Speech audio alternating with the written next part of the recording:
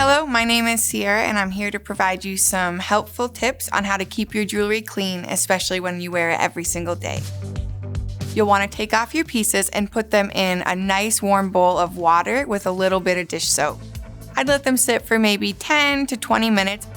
Make sure you have a soft bristled toothbrush so not to scratch your pieces.